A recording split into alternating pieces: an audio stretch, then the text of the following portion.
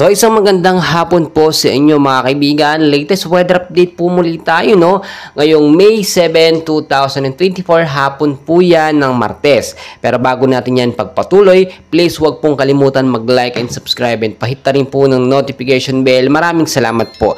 Ngayong hapon po ng Martes mga kaibigan, unahin na po natin yung heat index po na naitala ngayong araw po sa Metro Manila at hanggang bukas po.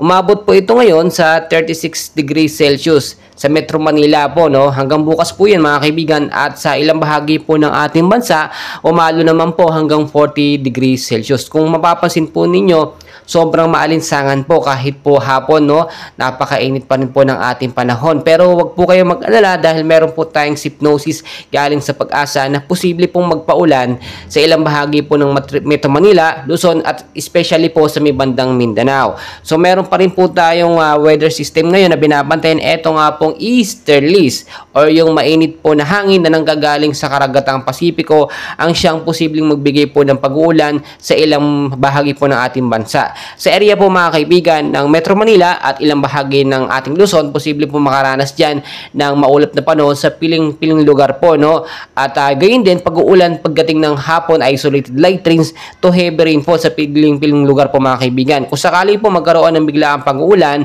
mag-ingat po tayo sa pagbabaha at landslide. Mga kaibigan, ngayon po kasi galing na rin po sa Pag-asa, wala pa rin naman po tayong binabantayan na bagyong paparating or nasa loob o labas ng ating bansa. Pero good news po mga kaibigan dahil may mga minomonitor po tayo na sama ng panahon or yung mga cloud cluster po na posibleng maging LPA or maging isang bagyo kung sakali po magkaroon ito ng movement. So kung magkaroon man ng pag-uulan or bagyo, sana yung hindi po malakas, yung tama lamang po para mag-ibsan po yung init na ating nararamdaman mga kaibigan.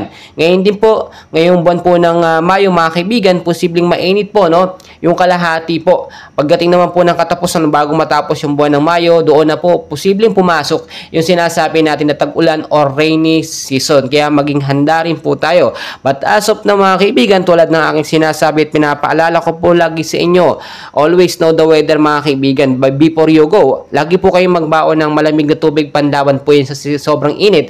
Heat stroke, iwasan po natin yung laging babad sa init. Magdala po ng payong at sombrero, panlaban po naman po sa biglaang pag-ulan. So mga kaibigan, hanggang dito na lamang po. Patuloy ko po kayong update. Please huwag kalimutan mag-like and subscribe.